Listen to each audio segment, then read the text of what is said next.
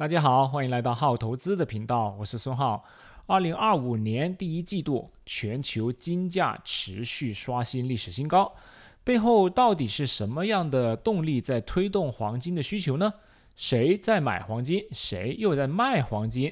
今天这个视频，我们用最通俗的语言，带你一图一表读懂世界黄金协会2025年第一季度的报告。我们先来看一下报告的第一页，图表一。这张图表展示了2015年以来各类黄金需求的变化趋势。我们可以看到2025年第一季度总需求达到1206吨，是自2016年以来第一季度最高的第一次。其中亮点是黄金的 ETF 的强劲流入达到了226吨，带动了整体投资需求同比增长 170%。总计高达552吨，同时实物投资，也就是金条、金币的需求也非常强劲，达到325吨。中国市场在这方面贡献巨大。第二页的表格一是一个全面的供需的表格，标题是按部门划分的季度黄金供需情况。几个重点数据值得关注一下啊，总供应同比增长 1%。达到1206吨，其中矿产金创下了 Q1 历史以来的记录，达到856吨，回收金反而小幅下滑了 1%， 说明价格上涨的时候，人们并没有着急卖出。总投资大增至552吨，同比暴增 170%。 金饰消费方面降幅明显，从480吨降至380吨，同比下滑 21%。 第三页表格2是一个非常直观的柱状图，叫做投资与央行持续买入，消费者却大幅退场。从图表中可以看到，投资需求的柱状高度大幅上升，央行需求稳定，而金饰和工业用金出现明显的下滑。这说明在当前地缘政治风险和通胀不确定性之下，黄金更多被当作资产配置和避险的工具，而不是消费品。第五页图表3，我们关注的是金价的走势。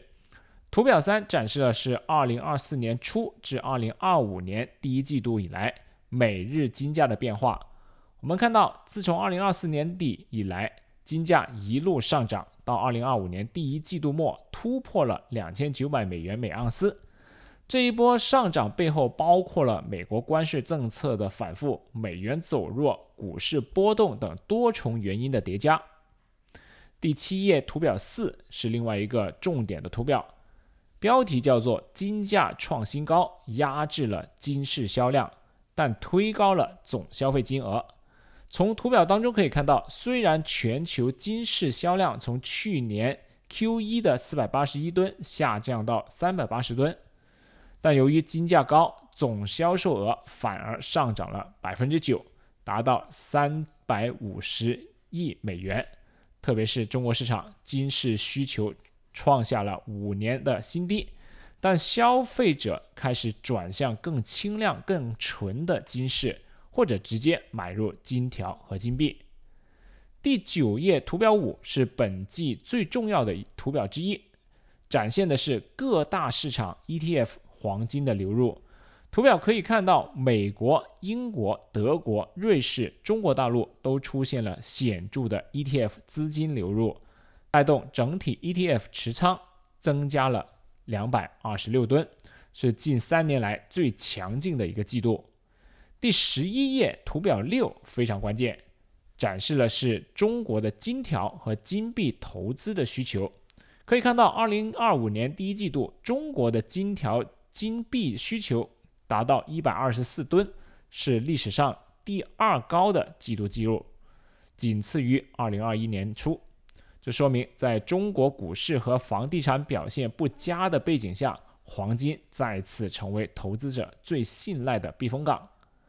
第14页图表7展示的是全球央行季度净购买量，虽然相比去年 Q4 略有放缓，但2025年 Q1 各国央行净购入仍然高达244吨，远超过过去5年季度平均的水平。尤其是波兰央行、哈萨克斯坦、中国央行和印度央行都持续增持黄金的储备。第15页图表8更细化地展示了各国央行买卖的明细。波兰以49吨购入，位列第一，中国也继续购入了13吨。值得注意的是，虽然土耳其央行仅购入4吨，但这仍然体现出全球央行对黄金作为储备资产的高度重视。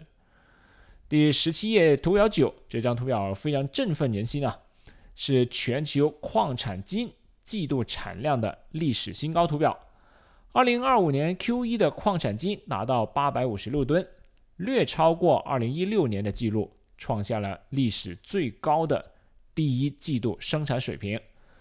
贡献增长的国家包括智利、加纳和加拿大，而印尼、土耳其和澳洲则因为技术或者气候的因素有所下滑。第18页的图表10，我们看到的是全球黄金回收量的变化。虽然金价涨了，但回收金却同比下降了 1%， 只有345吨。这说明很多持有者并不急于套现，而是选择继续持有黄金，期待价格进一步的上涨。2025年第一季度，黄金市场呈现出投资热、央行稳、消费弱、供应强这4大趋势。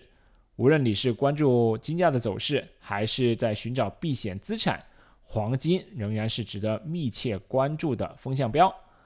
如果你喜欢这类数据解读的视频，欢迎点赞、订阅、留言告诉我你最关心的黄金市场是哪一块呢？我们下期再见。